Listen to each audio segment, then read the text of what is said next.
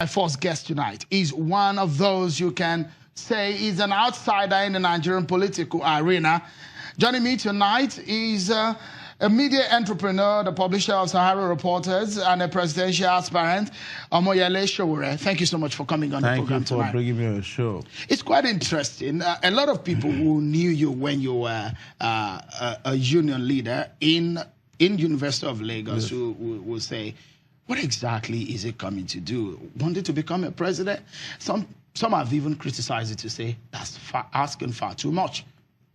Well, you know, the problem with Nigeria is that a lot of people have had their dignity and the self-esteem battered so much that they've internalized oppression and internalized inferiority complex, to the extent that they don't believe that if you're not the son of a former governor or a former president, you cannot aspire to the position of the president of the country. And so they ask you to go and become a councillor, but they have forgotten that for people like me, when some of the characters today, some of the players in our political arena today were hiding under their bed, I was fighting for the democracy that we have today. It will be 20 years by 2019 that our democracy that we fought for as student leaders from 1989 to 1999 came to be. So I am not actually a neophyte, as you've implied. It's only that I have not been involved in electoral politics in the sense that I have not been a partisan politician. I've worked. So unionism is on one hand, politics, mainstream politics is on one hand. So if you refer to Donald Trump as an outsider, he was even referred to as an outsider. Yeah. He is an outsider in the mainstream politics. I don't want to use Donald Trump as a yardstick for judging myself. That would be going too far, extremely to somewhere I don't want to go, because I have my reservation about his personality. But if you want to use that, I don't even fit in. I fit in into an area where I have been a monitor and a fighter for democratic rule in the country. I've been part of every democratic development in Nigeria, from the period of June 12 to the period where we eventually transitioned from military rule to democratic rule, or whatever you want to call it. I was part of the people who fought against third term by former President Obasanjo, fought to help a minority presidential person, vice president then, to become a president of Nigeria. In what way were you fighting this? Oh, you know, there used to be something called the Yaradua cabal in this country. When former President Yaradua was sick in Saudi Arabia, brain dead, and a cabal held this country to ransom. It was through a media platform I operated, known as Sahara Reporters, that we were able to find out that he was sick and we needed to move from him to another person. That was Jonathan, who was his VP then. But all the forces around the cabal made it impossible for Jonathan to even know the real state of health of Jonathan, or for the Nigerian people to do so. We came up and said so, and with the reporting we're doing constantly, Nigeria was able to find out that they didn't have a president anymore. There were protests, and Jonathan came to power. Mr. Sowore, yes. Because the big question would be leadership. Political leadership is different from unionism. No, you are. And a lot of Nigerians will ask you. A lot of people will look at your profile. You keep mentioning unionism as if it's the only thing I've ever done in my life. No, that's what a lot of people know you for. No, it's not true. I mean, especially those who have followed you for a long time. I think recently most people actually know me as a media entrepreneur who created one of the best media platforms in this country that challenged the status quo and had become successful and competed globally. That's the Sahara Reporters. So you cannot claim that the last time you heard about me was... No, I'm not saying the last time. But I'm saying that what looks like what you want to do now is what I'm relating to. But the question would be your profile and your credential in wanting to be a president of Nigeria. What does a president of Nigeria want to be? Is a person who has political will to do what is right, is a person who is well educated, intellectual enough, somebody who has integrity. The people that you are likely referring to as having experience are the people who have experience in looting this country, people who have experience in assassination, political gerrymandering, carpetbagging. I'm not that. I'm talking to you as someone who has monitored the process. There's a video, by the way, that is online that you can find with me standing behind Bashorem K.O. Abiola in 1993. I was 21 years old. It was the most difficult to stand by a person of that status. I stood there. And you cannot just look at me and say people were hiding under their bed in 1992 who came and benefited from my sweat are more qualified than me. That's what I'm trying to explain to you. What is the reason, your main reason for coming out this time? We've got to a point where Nigerians like me across the country, across the world are saying enough is enough. We no longer want very mediocre leaders, very corrupt leaders, leaders who are unprepared, and leaders who don't know their left from their right. There's also an issue of age, you know, and I'm not saying that because if you say age, then you have to look about young people who are not exactly the right people for the positions they're occupying now. In the Senate, in the House of Rep, some of them are governors, but young people who have astute qualities to be able to defend what the people of this country want, how they want it, and how it can be achieved. People who have exposure, people who have done the right things when it's difficult to do so. And that's where I come in. So those ones, and if you want to talk about education, I'll probably be the first candidate at this time who has a master's degree in public administration from an Ivy League school in the U.S. I graduated from Unilag, and I went to the U.S. and obtained a master's degree at Columbia University in New York.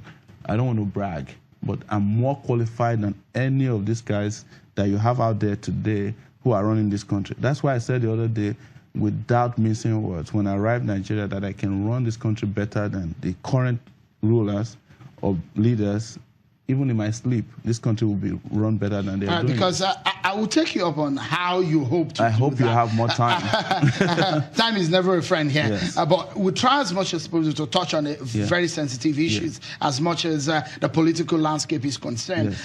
When President Muhammadu Buhari declared he was going to run for 2019, how does that make you? Or how did it didn't that make me you feel anyhow. It's the same way President Goodluck Jonathan declared that he was running for 2015. It didn't make me feel anyhow. I knew he was going to lose, and I'm convinced that President Buhari, having disappointed and failed as a leader and disappointed majority of Nigerians, will lose in 2019. What makes you feel so? And when you say someone fails, how do you describe what were his plans for coming to power? He promised security, but the people of Dachi know better. Boko Haram is still flourishing. They said they will bring about... You say flourishing? Boko Haram walked into Dapchi, picked up 110 girls. When they were done with the negotiation, they walked back and even addressed a rally in Dapchi. It's never happened in the country. It happened under Jonathan, but they weren't that brazen. It shows that they are virtually upgraded in terms of their audacity to do what they like. He promised that they will make this economy better, they will fight corruption, but you know what their corruption is about. APC has a list today that's a joke. PDP has a list. But they are doing us a favor. When we come to power in 2019, we take the APC list and the PDP list, and they can then go figure it out at the EFCC. But when you're talking about President Muhammadu Buhari, perhaps you've lost sight of the kind of person he is in terms of political mileage that he's gotten over the last years. He's contested about 4 times now. And if you look at it, he's lost 3 times. But at every point that he contested, he's gotten nothing less than 10 million votes. So let me do the math for you. He used to get 12 million votes from people who believed that he could deliver. And they included people in Benue, they include people in Plateau. They included people in Borno who thought that he could do it. They included Nigerian young people who felt that he would give them employment, he would give them a corruption-free country, he would give them electricity, he would give them, a country where people are not stealing. But all of those people, if you take them out, I just came back from Kano, well received. We went to Kaduna to have a town hall meeting, huge reception. And what we heard in the North in particular, which was shocking and amazing to me, was that every person we met was, especially poor people, Talakawas were saying, we want our children to go to school. They kept saying Makaranta, Makaranta, which means that they know that if their children are educated, they have social security for the future. All right. Buhari has failed completely to deliver on that. No credit at all for this government. Oh, come on. If there is, it will be on your show. Oh, really? Yes. So let me talk about what you plan to do differently. Yes. I've seen some of your 8-point agenda of your manifesto. You said you're going to create 5 million new jobs, yes, 100,000 minimum wage to federal workers, 17 million new homes, yes, power capacity to 24,000. How do you hope to achieve this? First and foremost, 5 million new jobs. How do you hope to do that? So if, for example, we build 4,500 megawatts of electricity through solar alone in northern Nigeria, right?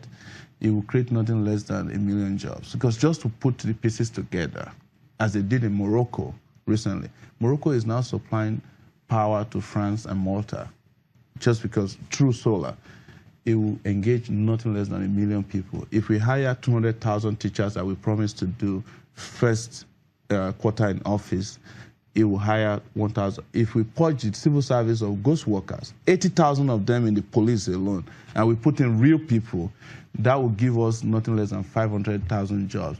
If we put Nigerians to work to build power lines, bridges, rail lines, and the construction site that we plan to put Nigeria into, we're going to have 2 million people engaged there. If you start agriculture, I'm not talking about agriculture of, the old people where they claim that rice mills are folding up in Malaysia or Singapore, whereas there are no rice mills in Nigeria. Real agriculture, we'll have 1 million people. If we give people electricity, which is what we promised, we'll light up this country, and the potential of the Nigerian youth, which is innovative and creative, comes to be, technology is the biggest industry we have. That will be another 1 million jobs. Already we've done 5 million. We have not even gone to NNPC yet, or oil, because oil is lazy economy. How do you hope to win an election in Nigeria, a presidential election? You are from Ondo State. There's no magic about it. Since I've been going around the country, I've been in the East, I've been in the Northwest, I've been everywhere. And all Nigerian young people are asking for is a leader who can take them to progress and prosperity, right? Winning the election, see, these guys are relying on paper money as we speak. They've even forgotten that there is currency that is called cryptocurrency. They have no idea how the world works. Just like when I started Sahara Reporters 12 years ago, the media in this country didn't know anything about new media. They were relying on physical newspapers.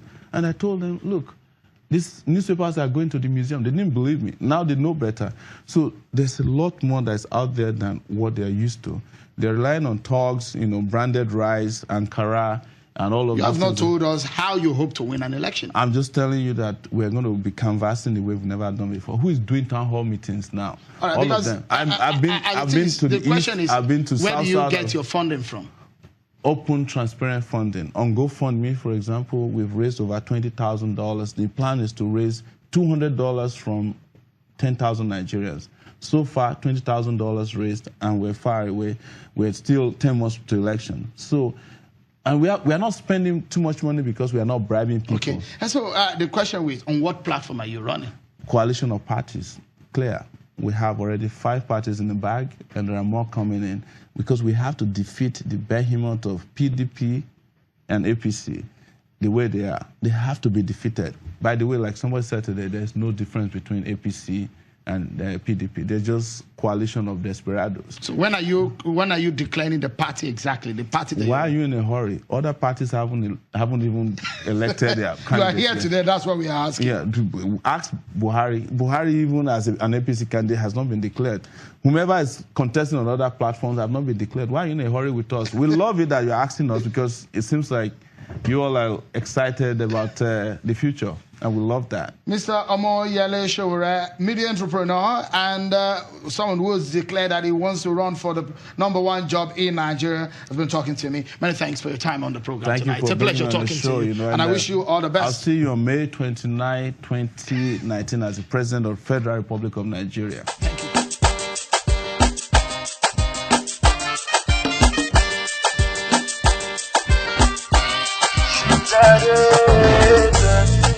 My people don't to suffer. The thing they make us tire. Our mumu don't do it. Our mumu don't do it. Them they promise, them they fail. Them not they chop they big like whale. Election is there again, and here we go again. But there is one man who can help us to get through this. A man who speaks the truth. Transparency reflects in his delay. He has promised to help Nigerian youth. Omoyele Sowore, Omoyele Sowore, Omoyele Sowore, Omoyele Sowore, Omoyele Sowore, Omoyele Sowore, Omoyele Sowore. Sahara reporter revealing the truth, exposing the wicked, awareness of the people, a fighter for the nation, a man for his people, a progressive struggle for over 30 years. Intelligent strategy to change Nigeria, sweeping up ODB for a fresh Nigeria. But Sowore for 2019, my people, he has come to save our nation.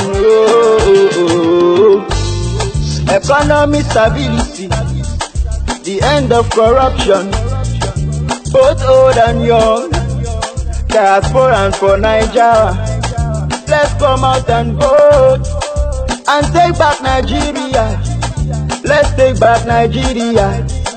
Let's take back Nigeria. Omoyele Sowore, Omoyele Sowore, Omoyele Sowore, Omoyele Sowore, Omoyele Sowore, Omoyele Sowore, Omoyele Sowore. Let's take back Nigeria. Can you wait Nigeria? Can you wait Nigeria? Mukaroba Nigeria, Mukaroba Nigeria. Ejaka so work for guys to Nigeria.